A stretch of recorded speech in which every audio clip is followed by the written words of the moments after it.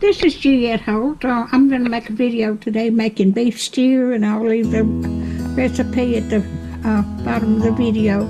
But I'm using peas, carrots, green peppers, onions, mushrooms, celery, red peppers, and corn. And I've got it all mixed up here in this bowl. And I'm cooking my beef stew, stew meat. And then I've got me some potatoes on. And when I get it done, I'll show you how it come out.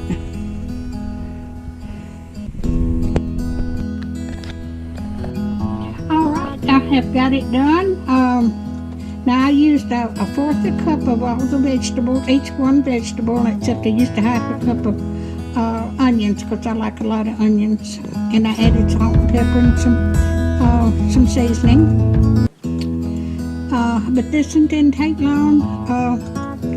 But I used my stew meat, and I used 2 large potatoes and peeled them and cut them up. And the rest of it was my dry live vegetables. Thank you for watching. Thank you.